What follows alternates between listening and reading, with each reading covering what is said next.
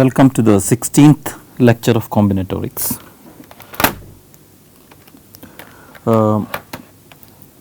Okay, fine. So, in the last class we were discussing this identity R choose k equal to minus 1 raised to k into k minus r minus 1 choose k.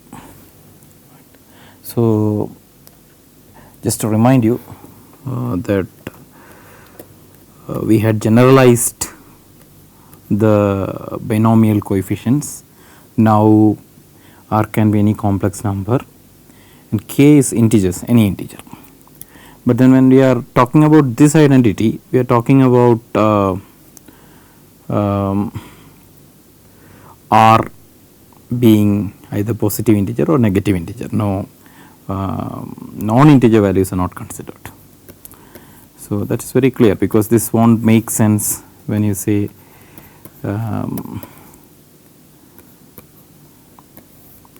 right. So, this is we are only talking about positive and non-negative integer values. So, that is what we saw. So, we saw from the Pascal's, what we did is we described the Pascal triangle, but again, so when you, that is where we did the discussion started, but of course, so you can see that the derivation does not need this, okay, fine. So, we will okay, so 1 minute. So, right. So, so not like that. So, here we have generalized R to all complex numbers and you see the derivation is like this. When k is negative, there is this is anyway 0 and then here both sides we get negative values. So, therefore, so k being negative, both sides we get zeros. So, there is nothing to worry. We can assume that k is a positive or 0 quantity, and then we see that even when k equals 0 we see that it is easy because r choose 0 is 1 and this is also 1 by definition, and then this k minus 1 raised to k 0 will become 1 also. So, therefore, we can assume that k is a positive integer and we started from this side r choose k. This is by definition now because k is positive we only have to take the upper part. So, namely k being negative we do not have to worry. So, therefore, this can be written as r k following factorial divided by k factorial. This is the most general thing for we are not putting any assumption on r. So, this is essentially r into r minus 1 into r minus k plus 1. So, k terms we are collecting this k factorial below, right. Then what we did is we extracted a minus 1 from each of them, right, each of these terms in the numerator. So, that gave us minus 1 raised to k and the numerator will become minus r into minus of r minus 1 became 1 minus r into, so then this became 2 minus r and so on all the way to here it became k minus r minus 1, right. This is what it became. So, these are, as you can see,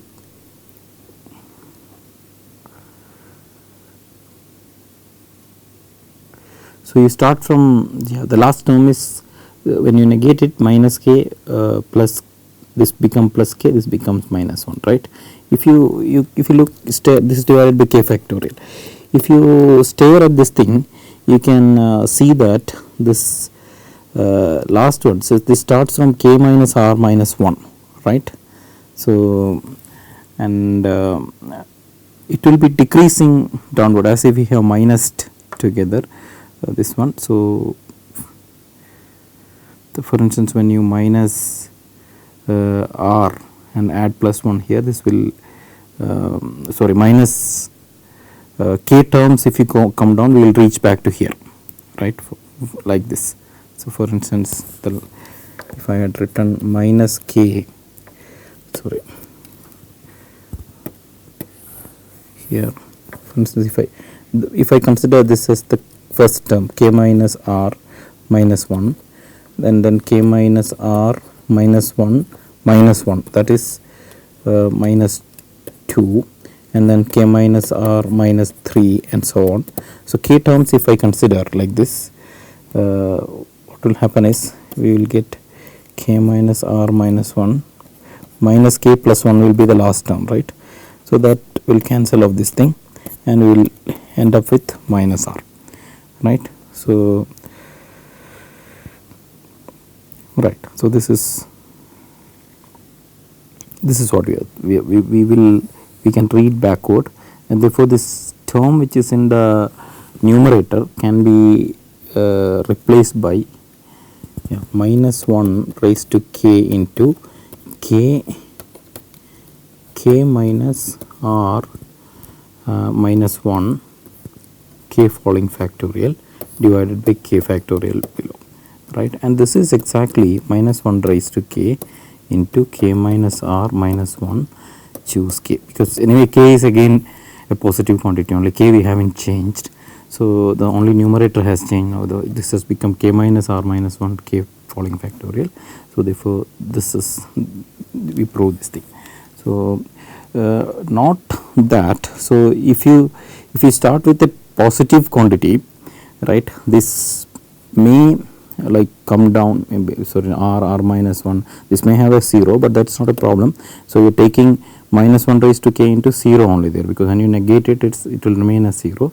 It will read backward whatsoever. So yeah, so something, for example, if you start with minus 3 and put r equal to 4, sorry, r equal to 3 and k equal to 4, then we have 3, 2, 1, maybe you can put it as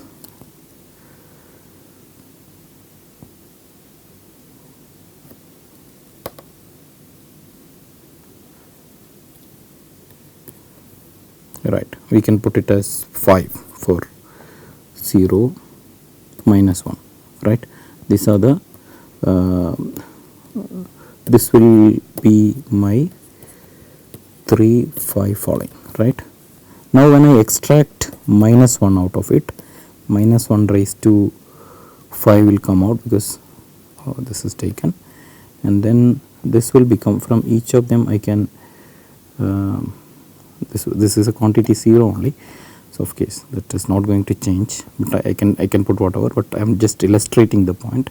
So this will become minus 3 into minus 2 into minus 1 into 0. So minus of 0 is 0 into 1, right? Now we start reading from 1, right? So if I write 1 here, 0 here, and interchange the positions, that will read as 1, 0, minus 1, minus 2, minus 3. It's decreasing, right? So therefore it is, this will be 1, 5 following factorial, right? Of course this is also 0, therefore this is 0. It's trivial that these are equal. When 0 is coming here, both of them will be anyway equal, but I just wanted to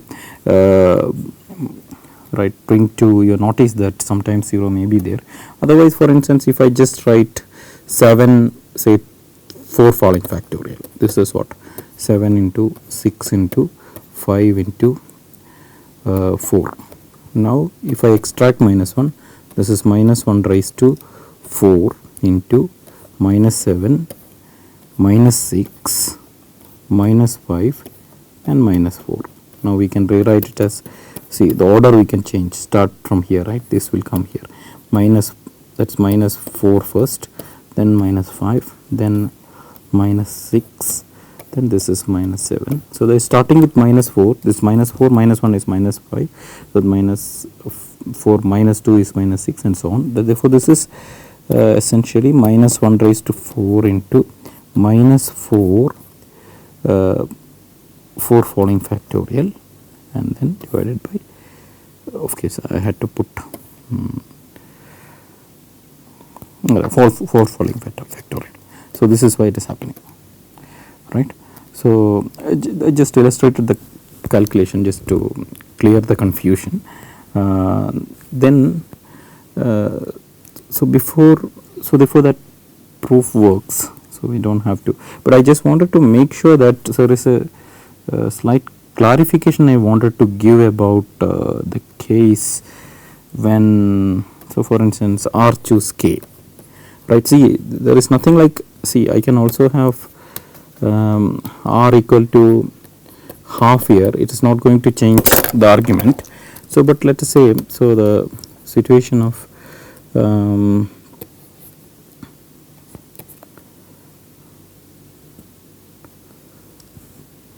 say R equal to some 5 and K equal to 7. So you know K is greater than R here, so 5 choose 7 is equal to 0, right. As we have seen in the proof, you know both cases, when you in both sides have 0 and it will become 0 equal to 0. But what is happening here is, just to get a good picture of that, now this inequality says R choose K is equal to minus 1 raised to K into K minus R minus 1 choose K, right. So if you concentrate on the, say the kth row, say the kth row, if you kth column, right, in the Pascal's triangle. So what you see is, for instance, this is the 0th row. So we will see in the kth column 0 choose K, which is 0 of course, and then we will see in the first column 0 choose 1, and like that till, but these are all zeros, but till I reach K, right. So K choose K, that is the first real, I mean non-zero entry here. From there on we will start getting non-zero entries. But in the minus 1 column, here itself will have a as we have seen in the Pascal triangle in the last class, here itself will have a minus 1 or plus 1 depending on whether K is positive or negative, because you know from this thing what it says is, so here right, minus 1 raised to, sorry, minus 1 choose K is actually minus 1 raised to K into, so K minus of minus 1, that is plus 1 minus 1, right. This will cancel off, sorry, choose K, K choose K, that means it is picking up K choose K and negating it. So this quantity here, when you put R equal to minus 1, this and this will go, it's just K choose K, it's just the only difference is that there is a minus 1 raised to K here.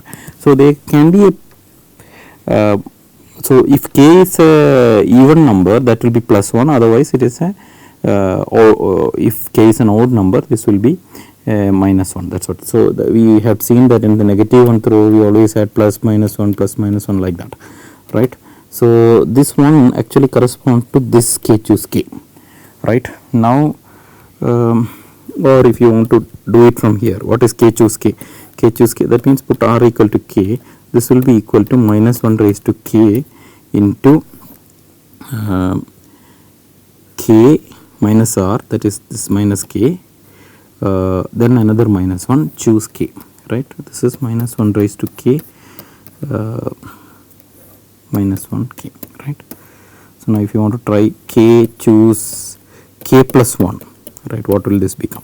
This will become minus 1 raised to K plus 1, right. The sign changes now, because what was minus 1 raised to K, it will be different in minus 1 raised to K plus 1, and this will be K plus 1 minus, because R is K, right, minus sorry, I meant K plus 1 choose K, sorry, I wanted to discuss K plus 1 choose K. So this will be K, so K plus 1, so this will be K k minus k plus 1 minus 1, choose k. So on k will go, so we will have a minus 1, this will become minus 1 raised to k into minus 2 choose k, right, minus 2 choose k. So this is the way we see that.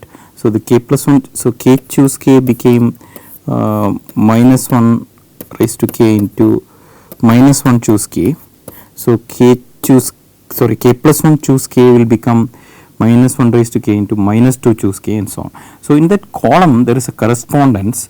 So in that kth column, if I take, if you have 0th column here, you will see 0 0 0 0 for some distance till you get the first entry in the kth row, namely k choose k is 1, and then this is k plus 1 choose k is k plus 1, and so on, like that we will read here. But here from minus 1 onwards, minus 1th row we have minus, so my plus or minus 1, which depending on whether what is k. So and then here the same sign, and then this will be copied. That's what it says, right? So there is this few zeros coming in between. Other than that, these columns are, so you can read from here and here, except for the sign, right? The sign may be different.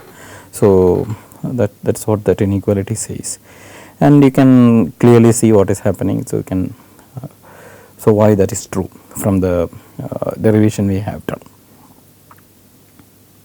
Now the next one. So this discussion we stop here. See the discussion about the generalized binomial coefficients. So I am not pursuing it further. It's indeed an interesting topic. One has to carefully do the analysis there, as I have. So we tend to make mistakes when we argue, because we can fall into several traps, like, because it's not no more counting. We have to be very careful when about all the like whether we make sense or not, because we just manipulate formulas, and right, it's quite possible that we may make some mistakes. But if you are quite interested in that kind of material, then you should take concrete mathematics, the book Concrete Mathematics, and this chapter, fifth chapter, contains a lot of material on such things. Right, now we move on to the usual kind of combinatorics, namely counting and such, like where we are counting the objects and we are talking about how to count and things like that. Right, now after seeing a lot of concepts, now we are back to, we started with one technique, namely the pigeonhole principle. The course started with the simplest technique, namely the pigeonhole principles. Now we discuss a few more techniques. Another such a simple technique is the so called double counting. What is this double counting? It's something like this. For instance, you want to count the same thing in two different ways. So typically we can model this thing using a, say, matrix, 0 1 matrix, right? So we are, see this matrix, the columns are numbered, say 1 2 3 up to m, and the rows are numbered 1 2 3 up to n, and this is, some places we have 0, some places we have 1s. This is a 0 1 matrix, right? 1 1 0 0 1 1 0 1, like that. Some entries are there.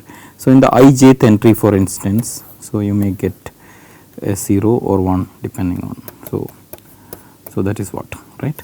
Now the point is, suppose we are interested in this question, how many ones are there in this matrix? Then we know that one way to find this out is to count like this. Count like what? So you just count the number of ones in the row. So let's say R1 is the number of ones in the first row, then we count the number of ones in the second row. Let R2 be the number of ones in the second row, and then let R3 be the number of ones in the third row, then let Rm be the number of ones in the mth row.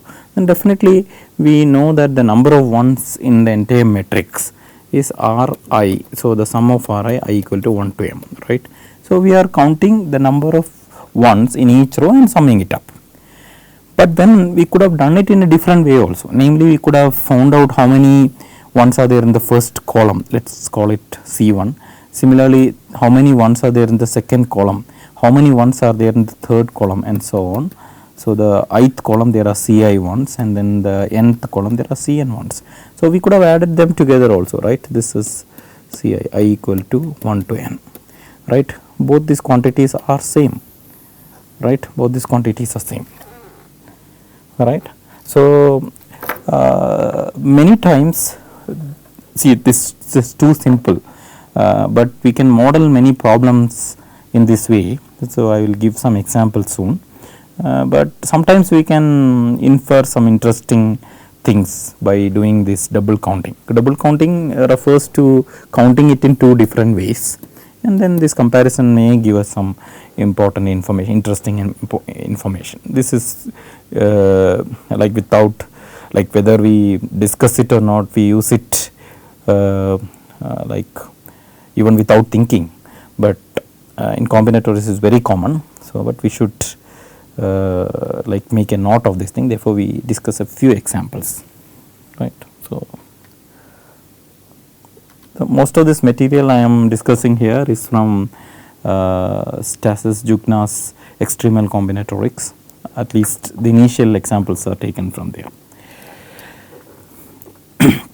At a party, the number of guests who shake hands an odd number of times is even. What does it mean? So in a party, several guests come, and what they do is they shake hands with everyone else. Okay, they cannot shake hands with themselves, right. For instance, if a person P1 will shake his hands with a person, say a person Pi will shake hands with Pj if I not equal to j. This is what we are saying, right, I not equal to j. Now the thing we want to prove is that the number of, or not, okay, not necessarily, sorry, I am sorry. So this is, they don't shake hands with everybody, they won't shake their hands with themselves, but they shake hands with some persons who come in the party. It's possible that P1 shakes his hands with P2, but see, but not with P3. This is possible, right. So one thing we can, like if you want to represent it using a graph, right, we had discussed graphs before, we can have each person as a vertex, right, each person as a vertex, say P1, P2, P3, P4, P5, P6 and so on. And then if say P6 and P3 shakes hands, you can put a edge between them. The point to notice that this is a symmetric relation, in the sense that if P6 shakes hands with P3, then P3 has shaken his hands with P6 also. So it's not possible that P6 has shaken his hands with P3 but P3 hasn't, right. So therefore we can always put an edge between them, and what we are interested in is the number of people. So the graph need not be complete, of course, though I just started telling that it is a complete graph, not necessarily. We don't need to argue that it is a complete graph. We just want to say that so here is some graph, that's what we can model it using a graph where the persons who attend the party are the vertices, and whenever two persons shakes hand we put an edge between them, we get some graph, right. Now we are interested in the number of people who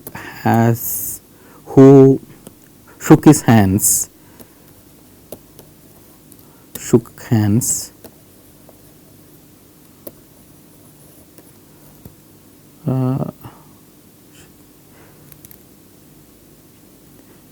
who has shaken his hands an odd number of times, for instance once, 3 times, 5 times.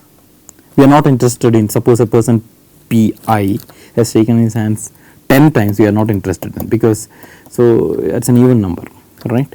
So now how many such people are there? This is the question, right.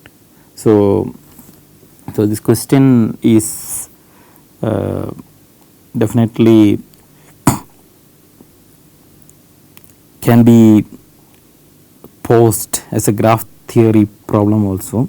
What is the corresponding graph theory question? So what we are asking is, for you count, go to P6 and count the number of edges going incident on him, count the number of edges, because this is the, so he has shaken hands with him, he has shaken hands with him, he has shaken hands with him, he has shaken, this is the number of handshakes that is associated with him, and this is actually the degree of this vertex, right. We have already discussed what is degree. This is the degree of this vertex, right, the number of times he has shaken hands, right, the number of edges incident on that particular vertex. We are interested in the number of vertices of odd degree.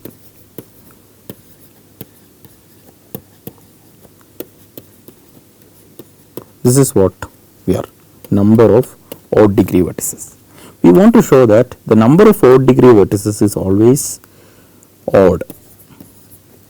This is what we want to show. So we can take a small graph and see whether this is true or not.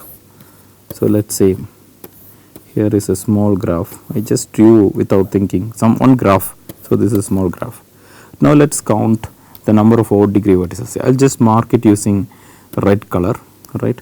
So this is not this vertex is definitely not a odd degree. This degree is 2 here, right. So this is not. So now this is 4. Again, this is not an odd degree vertex. So of course I can use a color and show that this is not an odd degree vertex. This is degree 2, and this is also not an odd degree vertex. This is degree 4. This is not an odd degree vertex. This is degree 2, and this one is again a degree 4 vertex. So this is not an odd degree vertex, but the remaining 2 are odd degree vertices. This one, this red colored one, and this red colored one. This and this are odd degree vertices. Now how many odd degree vertices are there? There are 2 odd degree vertices. That's an even number. Is it possible for me to somehow like make a graph, draw a graph where the number of odd degree vertices are even, sorry, not even, that means odd. That we are saying that that's not possible. For instance, I can try to make it odd by putting, say I connect this to some other vertex. Say I try to connect to this person, this vertex. So then what happens is this becomes a1 degree vertex, but then here it has become odd, right. So therefore again it is 2. So it is true for any edge you put here. So or if I had tried to connect here, so both of them will become even degree. So odd degree vertex, there will be only 0 odd degree vertices, and again an even number, right. So we can probably try to prove this in these lines, but there is a different proof by using double counting. So this is what we are trying to do. So first of all, we note that the sum of degrees of a graph, any graph. So when I say graph, this is simple graph. We are of course not allowing self loops and all. So sum of degrees of a graph is always an even number. This is what is the key thing here, or in other words, if you sum the number of handshakes of all the persons, what we get is always an even number. So I promise that I will work with a matrix, though we really don't have to, but we can keep this as the model. For instance, here I will keep it as P1, P2, P3, Pn as the persons, and here along the columns I'll again write P1, P2, Pn, right, as the persons only. Now in the position, this is ijth position, say ijth position, that means Pi and Pj. If they have shaken hands, then I'll put a 1 here, otherwise I'll put a 0 here, right. So for instance here P3 and say P5 has shaken hands, I put it. Suppose P2 and P2 they haven't shaken hands, therefore I should put a 0 there. So along the diagonals I should have zeros of case. So some of case, this is definitely I am not drawing properly. So see, along the diagonals I will have zeros because Pi will not shake hands with the thing. In other cases of case the symmetric. So here if I put in the Pijth position there is a 1, then there will be a 1 in the other position also, right. But now what we are interested in is the total right, the count of handshakes, like not the actual number of handshakes, but rather the, say for instance I ask this P1 how many handshakes you have, and then add it to the number of handshakes the P2 have and the number of handshakes the P3 have, and so on. So one way is to row wise count. So here that is what we are saying, the P1 will say I have say so many numbers, and here P2 will say I have so many numbers, and then I will add this. So I had called it R1, R2, R3 because these are the row sums, right, Rn, then that will give me one count, right. This is actually the total number of handshakes. But sorry, another way to do, okay, so I'm again, so this is okay, this is not the way to draw the matrix, so I have to, I'll redo it, okay.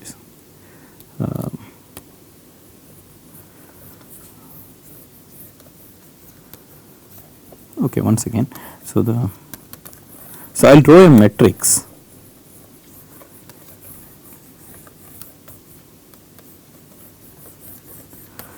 with the number of persons here. So again, once again, one P1, P2, Pn here, and the handshakes themselves. For instance, there are several handshakes which has happened, right. So the earlier what I had done is the adjacency matrix or the graph. So sorry for that. The handshake, I'll say handshake 1, handshake 2, handshake 3, handshake m. There are m handshakes, suppose, right. Now what I am doing is any handshake right involves two people, right. So suppose this handshake, say I, was between say P10 and P20, then I will have one here and one here, right. So therefore if I sum up the columns, I always get two everywhere, right. That is what. So therefore if I sum up the columns, that means sigma ci's, if I take I equal to 1 to m, so what I get is 2 into m, 2m, right, where m is the number of handshakes, right.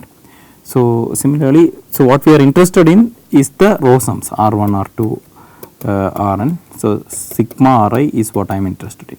So sigma Ri is equal to sigma Ci as we have known. So that is 2m, therefore it is an even number, right. That is what we claim. Once again, so it's an easy thing. I just tried to put it in the matrix form. So just that note that we are interested in summing the counts of each person, namely the count of a person means the number of handshakes he has made. That is equal to the column sums. The column sum means a column corresponds to a particular handshake that involves two persons, right. So there are two ones in each column. So therefore m, if there are m handshakes, m whatever m may be, 2 into m ones will be visible inside in the matrix, in the 0 1 matrix.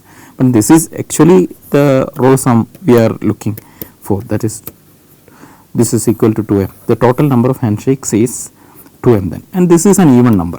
But this, of course, this is an even number. This is not what we are interested in. What we were asking is how many people, the number of persons who has shaken his hands an odd number of times.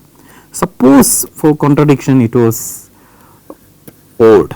So then what means the total number of handshakes can be counted like this, odd into odd, right, because odd number of persons shook hands odd number of times plus and the even then the remaining people who whichever number, right, of people, suppose n minus this number, suppose this is k, n minus k people, this is whatever, I do not know, odd or even, shook hands an even number of times. The total number of handshakes, that is sigma ri, we were looking, will be an odd number into an even number. This is going to be an even number, right. So, the total is going to be an odd number, because if you add an odd number to an even number, we will get an odd number. So, but we are saying that, so this is going to be an odd number, but we know that this is 2m by our earlier double counting argument. Therefore, we infer that there is a contradiction. Where is the contradiction? Only place we have assumed is an odd number of people have done odd number of handshakes. That is why we wrote it like this. So, the only possibility is this is even. So, the k has to be even. So, the number of people who shook hands an odd number of times has to be even. Right. Okay, this later part has no double counting argument there, but the double counting was captured in the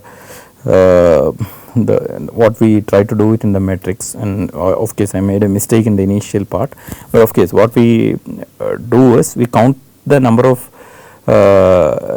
total sum, right, the row sums, right, that is what we are interested in, right. We showed that that can be counted by looking from the handshakes point of view. Each handshake involves two people, so it gives count of one to each of them. So, 2 counts will increase to the total, right. Therefore, the total sum will be 2 into number of handshakes, that is all. So, this is of course we wanted to illustrate that this counting in a different way will give some information about counting in the other way. That was what we wanted, right. For instance, if somebody wanted to count the number of handshakes, it's sorry,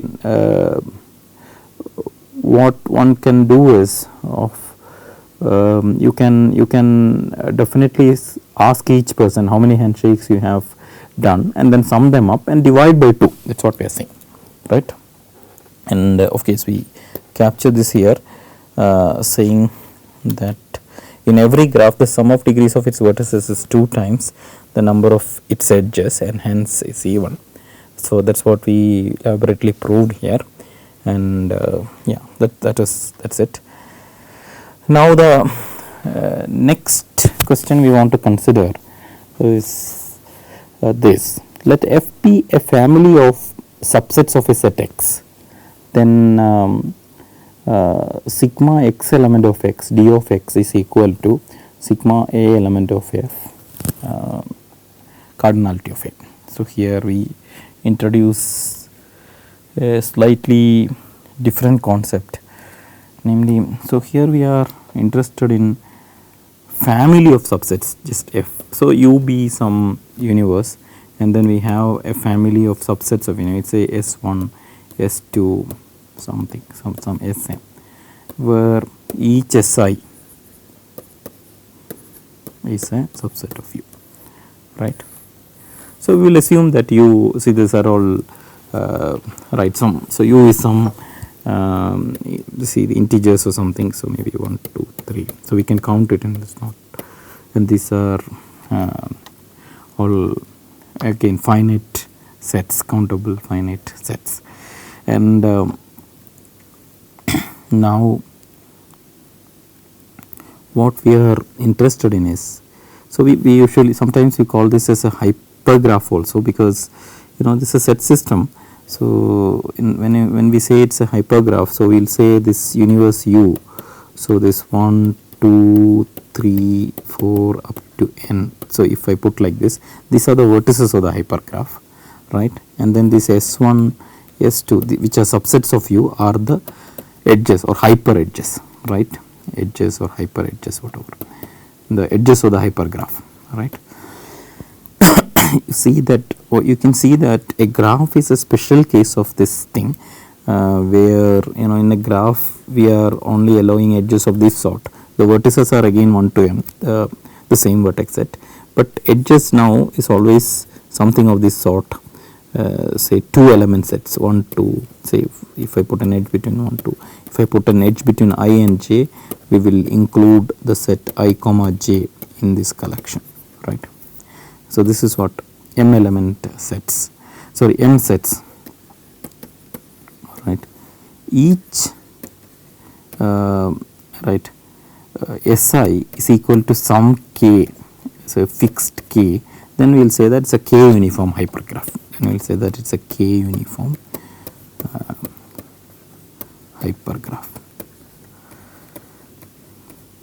Of course, this was just to introduce certain terminology, because I may be talking about hypergraph set systems when I discuss something, but it's as of now it's not very much necessary, but you can keep it in mind. This you can think of it as a generalization of the graph in this sense, right, where the graphs are actually hypergraphs, where each edge is a 2 element set, right, exactly, strictly a 2 element set, and not allowing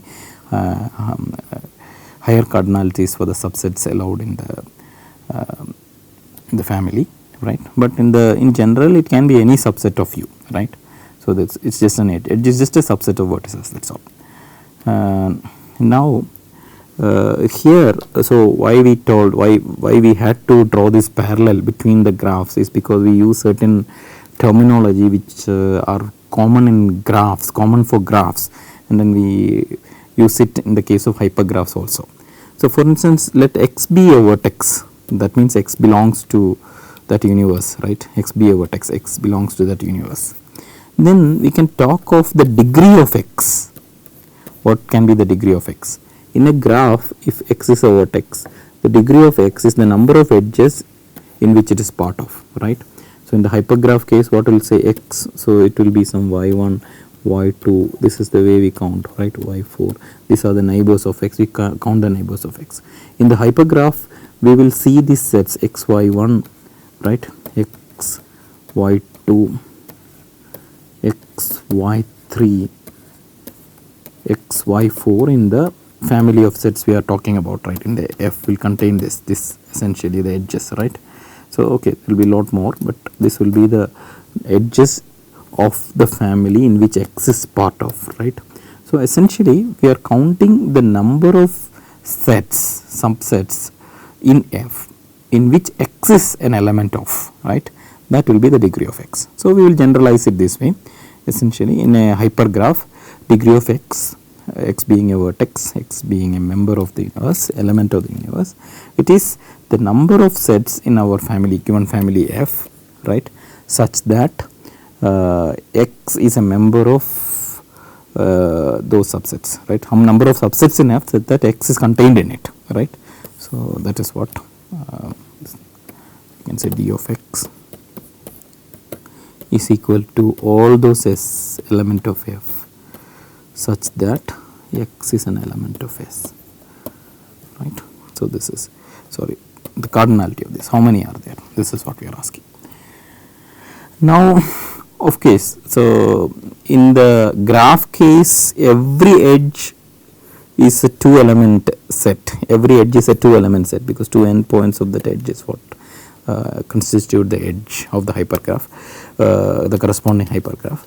But so therefore there is a 2 uniform hypergraph, as we already mentioned, 2 uniform hypergraph, and we have mentioned about k uniform hypergraphs where each edge, that means each subsets in the family, has exactly k elements in it. But now the hypergraph need not be k uniform, hypergraph is just any family of subsets of the universe, right. So therefore, so this is for each set, this will be an interesting parameter, what is the cardinality of A. So now we are trying to connect the cardinality of A with the cardinality of the degrees of X. This is what we did. We told if you sum up the degrees of each vertex in the universe, we will get exactly the sum of the cardinalities. Is it easy to see? So we will give a proof using double counting. Again, what we are going to do is to make a matrix. So this time I don't make any mistake, namely these are the, I'll index the rows of the matrix by the members of the family. So this is A, cardinality of F, right. So here is F, these are all members of F, okay, right. So it's element of. Now here we will take members from the universe x2, x3, So X cardinality of U, right, all the members of the universe. Now the ijth entry will be what? Ijth entry is, so suppose ai is this, ijth entry will be if ith set ai contains the ith element, then I will put a 1 there, right, otherwise I will put a 0, otherwise I will put a 0. If ith set contains xj, jth element, then I will put a 1. So similarly, so for each, so what will be there in a row? Row will see some zeros, then some zeros, then some ones, right, then some zeros, something like that. So wherever the 0 is there, that means that particular element corresponding to that column is not a part of this set. So wherever I see a 1, that means this particular element is a member of this set, is a member of this set, right, that is all. So this is called the incidence. If you just treat the 0 0 0 1 1 this as a vector of, this row can be read as a vector, which is as incidence vector for this set, right, because the positions of the vector correspond to the elements, and then the membership is what is indicated by ones, and non-membership is indicated by zeros, right. So if you want to get the cardinality of A1, we are just summing up this row, right, number of ones, counting the number of ones in the row, that R1 will be equal to the cardinality of this A1, right. Similarly, R2 will be the cardinality will the A2, right, and so on. That means, so this one side of that formula which we got, this second, the RHS, the right side of this formula is actually the column sum, right. So this is what sigma cardinality of A in, sorry, this is the row sum, the cardinal. So for each subset in the family, we are actually counting how many elements are there by counting the number of ones in the corresponding row and adding this up. The row, sum of the row sums will give us one side of the formula. And actually what are the column sums? If you look at x1 and that column, if you count, it is essentially the degree of x1, right, because here whenever I see a 1, that means x1 is element of that set. So then I see another one, that means x1 is element of that set. So that way, if you count the number of ones in that column for x1, I am actually getting in how many subsets it's a member of f, right, subsets from the family f is x1 part of, x1 a member of, right. So that is exactly d of x1, namely this thing. So if you sum up like this, this is d of x2 and this, so d of xu1. So the column sums are actually giving the sigma dx's, right. So the column Ci, the sum of columns I equal to 1 to cardinality of u, right. These are the number of, each column correspond to an element, and this will be this is what this will be our dx x element of u, right. And this is actually, we know that this is sigma ri, right, because this and this are same, right, and this is actually I equal to 1 to cardinality, this is the number of rows, right, and this corresponds to a element of f, cardinality of a. This is the way. So this is a good example of double counting. So you should understand that what we have done in the previous exercise is a special case of this. So for instance, as I have mentioned, graph is a special case of hypergraph where it's a two uniform hypergraph, right. And then now you know, in this formula, because it's a two uniform hypergraph, each ai, that means a1 equal to a2 equal to so all those af, right. So the af will correspond to the number of edges here. So this is f is actually the set of edges. So this will be all 2, right, because every edge is a 2 element set, and it's a 2 uniform hypergraph. In the general in a usual graph, it's a 2 uniform hypergraph because every edge is a set of its the consisting of its endpoints, right, the vertex set being the universe, right. So therefore this is true. So the sum on the RHS we saw here sigma a element of f, this sum sigma a element of f cardinality of A will turn out to be 2 times cardinality of F, right. This is what we saw last time. Here we had called M, namely the number of edges there, the number of handshakes were called M, and then the other thing was the row sums, namely for each person how many handshakes he made, that means for each vertex how many edges are incident on it, that means in how many sets it's part of, right. That is d of x only, right. For a person x that was d of x. So, sigma d of x was what we were counting there. So, we in that case we actually got 2f. Should say if we were talking about a k uniform family, instead of 2 we will be putting k here, and then this formula would have been much, would have got a much simpler form, right. Okay, that is what we saw in the graph case, it is simplest, and we could infer that it is even, and from that we could even go further and infer that the number of people who had shaken their hands an odd number of times should be odd, right. So, it is helpful, right. So, now the next one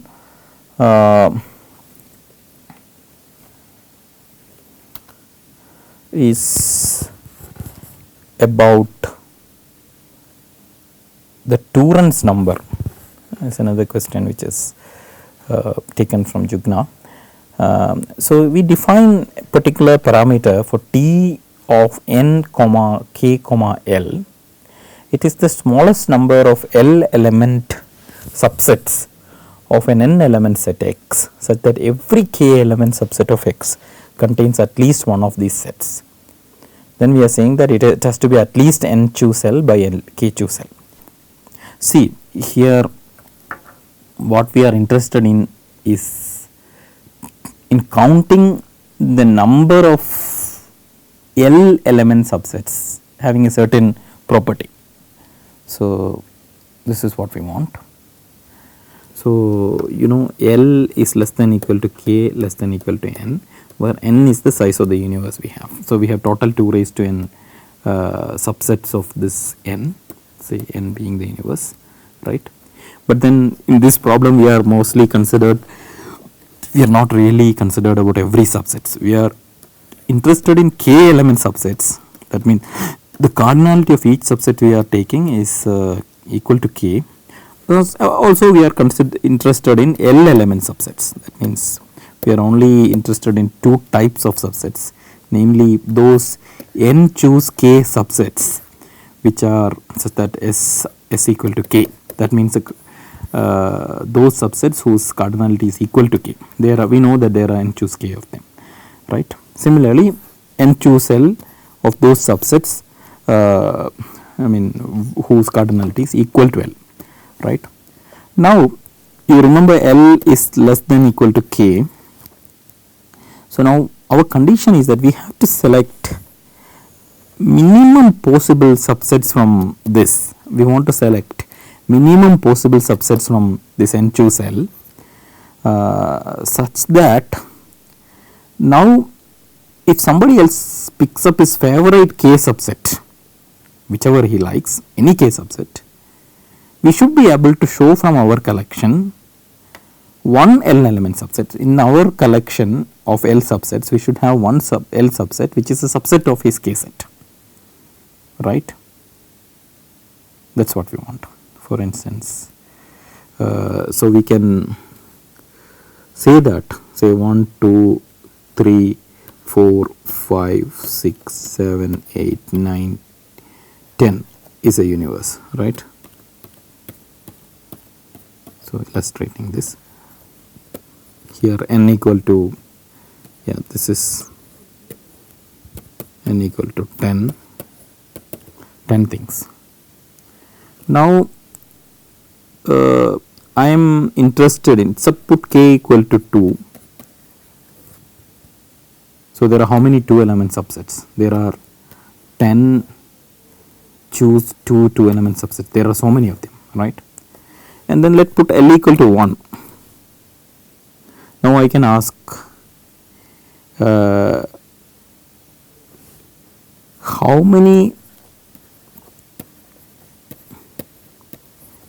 element subsets should I pick up such that, how many L element subsets should I pick up such that whichever two subset the other person picks up, let me call him an enemy, he is coming up to pick up some two element subsets such that I don't have one element from it. So it's like right. So these are like he is forming a 2-member committee from the 10 people available, and then I have already, for instance, I have already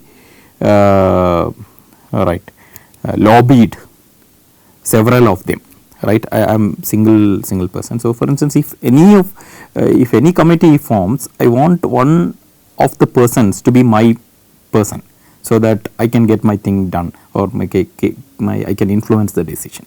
So now the question is, how many people I should bribe. This is right.